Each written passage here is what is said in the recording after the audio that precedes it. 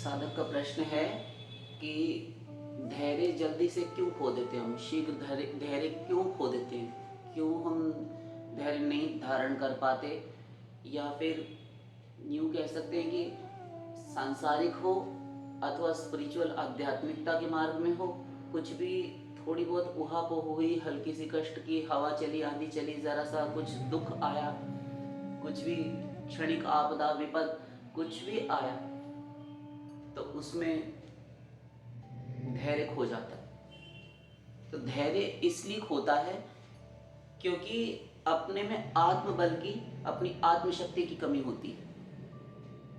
आत्मशक्ति, अपनी शक्ति, एक कहते हैं ना विल पावर, उसकी कमी के कारण ऐसा होता है। आत्मशक्ति क्यों होती है? अब इसमें एक प्रश्न और आ जाए यदि उठाएं कि आत्मशक्ति का ह्रास क्यों होता है, ह्रास,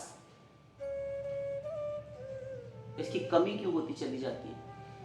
आत्मशक्ति की कमी होगी ही होगी क्योंकि जब हम सांसारिकता में इतने फंसे हैं, सांसारिक पंख में, विषय पंख में इतने आकंठ मग्न हैं, शीश पर्यंत मग्न हैं, आकंठ नहीं, लगातार विषयों का चिंतन, विषयी पुरुषों का, विषयी लोगों का संग और विषयों का ही भोग, ये तीन प्रधान वृत्तियां, ये जो कारण है, विषयों में लगे रहने के कारण आत्मबल संचय तो कर नहीं पाए, आत्मशक्ति नष्ट अधिक हुई। आत्मशक्ति नष्ट अधिक होती है और जब आत्मशक्ति नहीं होगी तो ना तो तुम क्रोध को संवरण कर पाओगे, क्रोध को जीत पाओगे, क्रोध पर नियंत्रण कंट्रोल कर पाओगे, ना ही लोभ पर, ना ही क्रोध पर। ये साधक का जो प्रश्न है कि हम धैर्य नहीं रख पाते, धैर्य ही क्या, कुछ भी नहीं धारण कर पाता। संयतेंद्रिय संयमित जो दिनचर्या होती है वो कुछ भी तो नहीं है, कुछ भी नहीं है। मनमाना कार्य, मनमाना चिंतन, मनमाना विषय भोग, मनमानी आचरण, मनमानी कुत्सित वृत्तियों के द्वारा सभी प्रकार के कर्म, जो भी कुछ शास्त्र विरुद्ध, वेद विरुद्ध, भगवत आज्ञा विरुद्ध, ईश्वर इच्छा विरुद्ध, गुरु आज्ञा विरुद्ध, मनुष्यता विरोधी, ये सारे के सारे कर्म होंगे, मायाबद्ध है वो होंगे। आत्मशक्ति का ह्रास होता चला गया विषय उपभोग के कारण, विषय सेवन, विषय चिंतन, कुसंग के कारण। किंतु यदि उसी को सुधार लिया जाए, उस दिशा से हटकर, क्योंकि दिशा खराब है इसलिए दशा बिगड़ रही है, यदि हम दिशा सुधार लें तो हमारी दशा अपने आप सही हो जाएगी। बड़े बड़ों की हुई, बड़े बड़ों की, तुम्हारे साथ किसी के साथ नहीं, सबके साथ है, सबके लकी बिरला न पाए, रामायण। सबके होते हैं ये दोष, धैर्य की कमी, धैर्य का नितांत अभाव, काम क्रोध लोभ मोह मद मात्सर्य आदि, ईर्ष्या राग द्वेष अभिनिवेश, दंभ पाखंड पापाचरण, है सबके, लकी बिरला न पाए। देख कोई कोई विरला पाता है, रोगी सब रोगी, किंतु जो देख लेता है, जो जान जाता है कि मैं रोगी हूं, वो तो इलाज कराने जाएगा। जब तुम्हें ये लगने लगा कि हमें अमुक अमुक डिजीज, अमुक अमुक रोग है, हम एक सिक हैं किसी चीज के, किसी भी डिजीज से ना बीमार हैं, हमें कोई रोग हो गया, कुछ भी हुआ, तब चिकित्सक किसी वैद्य के पास जाते हैं। और जो स्वयं को माने ही ना और बीमार हो,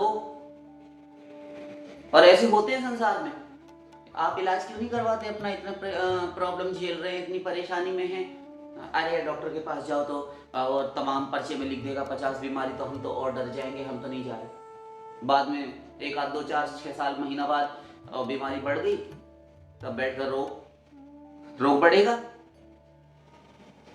शत्रु को, अग्नि को, रोग को और पाप को कभी छोटा करके नहीं जानना चाहिए, नहीं गिनना चाहिए।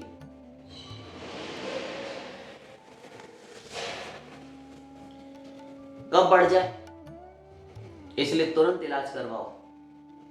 शत्रु को कभी छोटा मत समझो, हमेशा सावधान रहो, भले ही तुमने उसे जीत रखा हो, कब वो क्या कर दे। एक छोटा सा अंकुश बड़े बड़े हाथी को, गजराज को वश में कर लेता है। इसलिए अग्नि को छोटा मत समझो कि चिंगारी आ रही, ये क्या बिगाड़ेगी हमारा, अब हमने बहुत आग देखी है। ऐसी गलती मत करना। सर्प के बच्चे सफोले को छोटा नहीं समझना चाहिए, क्योंकि वो सांप सर्प प्रजाति का है, उसमें विष अवश्य होगा। ये मत सोचो कि छोटा है इसमें क्या जहर है, अरे पागल हो गए क्या। तो इलाज करवाने के लिए लोग जाते हैं, और जो नहीं गए वो मरे। तो जो सही सही जागा हुआ होता है कि हाँ हमको रोग है, हमको भव रोग लग गया है। आध्यात्मिक मार्ग में कुछ ऐसे रोग होते हैं, तो आध्यात्मिक रोग भी होते हैं, मानस रोग भी होते हैं। ये काम क्रोध लोभ मोह ये मन में ही तो रहते हैं, इनको मानस रोग कहा गया है। काकभूषुंडी जी ने उत्तर दिया समुचित गरुड़ जी को। गरुड़ जी ने प्रश्न किया था, मानस रोग प्रभु कहाऊ बुझाए। मानस रोग कहिए मुझे समझाकर कि मानस रोग क्या है। शारीरिक रोगों की तो बात ही नहीं हुई, वहां मानस रोगों की बात हुई। ऐसे ही मानसिक शौच भी होता है, मानसिक शुद्धि गीता में पढ़ सकते हो, अंतिम अध्याय। धैर्य, शांति, आर्जव, ये मानसिक शुद्धि, मानसिक तीर्थ है, मानसिक तप है। ब्रह्मचर्य इत्यादि, अहिंसा, तितिक्षा, स्थैर्य, धैर्य, शांति, आर्जव, सरलता, ये सारे मानसिक तप कहाए गए। मानसिक मानसम तप उच्यते। भगवान कह रहे हैं ये मानसिक तप है। यदि ब्रह्मचर्य से रहते हो, सरल हो, कपट गांठ मन में नहीं है, और कपट गांठ के ऊपर तो महापुरुषों ने भी कहा, भगवान ने कहा है, सहज स्वभाव न मन कुटिलाय, सरल स्वभाव न मन कुटिलाय। सरलता, सरलता मैत्री। राम भगवान किष्किंधा कांड में लक्ष्मण जी से कह रहे हैं, वर्षा ऋतु के वर्णन पर। सरलता, सभी जगह सरलता कही गई। सरल, सीधे सीधे, जो भीतर है वही बाहर है, बनावट एटिकेट नहीं, नाटकीय ढंग से। तो ये मानसिक तप है। सभी सर्वभूत हिते रताः, समस्त प्राणियों के हित में लगे रहने वाला जो है, हित साधन करने वाला, सबका हित चाहने वाला, सबके प्रति मन शुद्ध रखने वाला।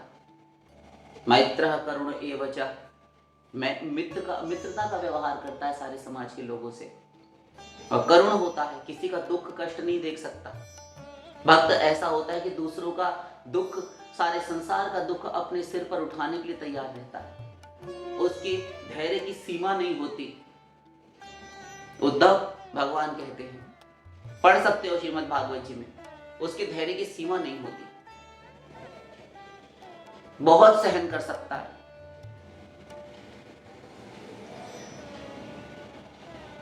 तो किसके धैर्य की सीमा नहीं होती? मेरे भक्त की, क्योंकि भक्त तो विषयी नहीं होता, और जो विषयी है वो धैर्यवान नहीं हो सकता, जितेंद्रिय नहीं हो सकता, संयतेंद्रिय नहीं होता, संयमित जीवन शैली जीने वाला नहीं हो सकता, तो उसकी दिनचर्या संयमित नहीं होगी।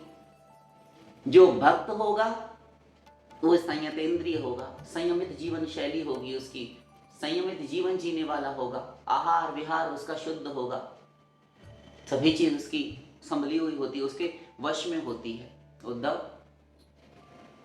तो धैर्य का अभाव जो है, जो स्वयं को अपने आप को रोगी माने, तो गुरु के पास जाए, गुरु रूपी वैद्य के पास इलाज कराने, क्योंकि आध्यात्मिक रोग है ना ये, इसलिए। सदगुरु वैद्य वचन दृढ़ नावा,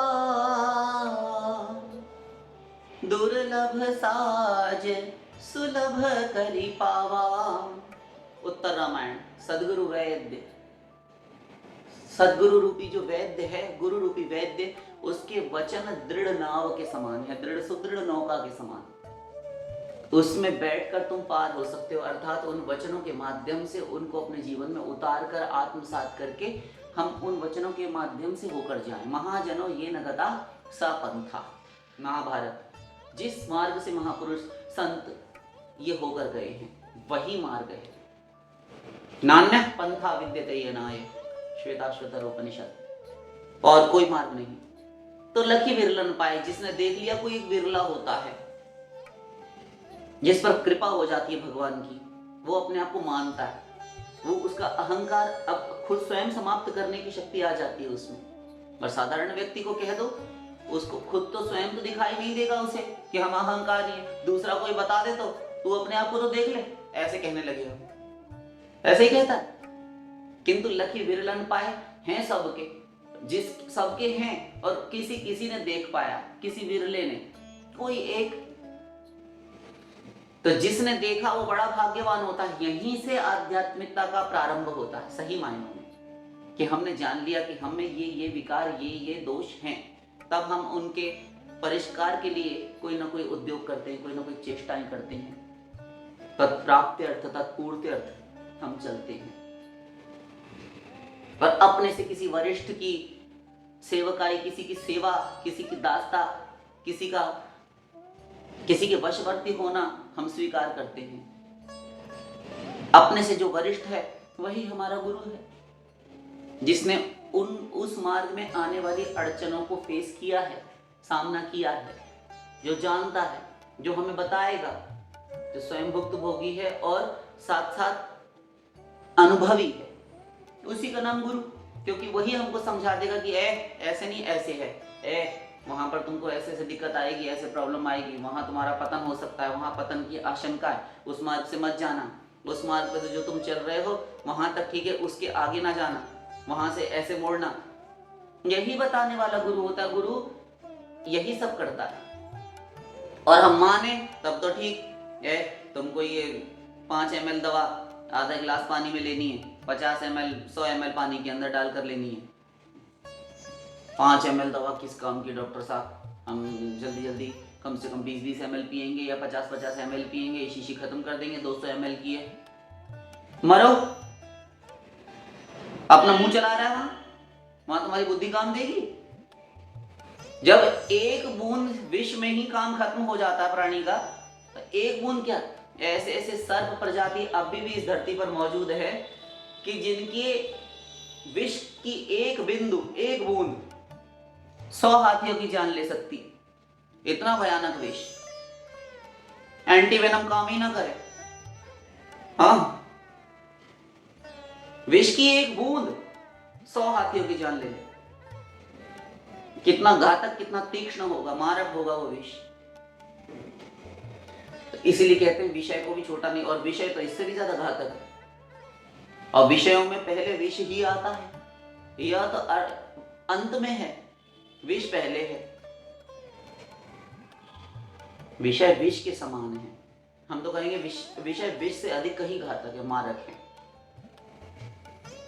क्योंकि विष तो शरीर का ही नाश करेगा, विषय आत्मा का हनन करने वाले हैं। तो सही सही चले और आत्मशक्ति का संचय करे। वो कैसे करेगा, कैसे आत्मशक्ति का संचय होगा, आत्मबल कैसे बढ़ेगा? भजन से।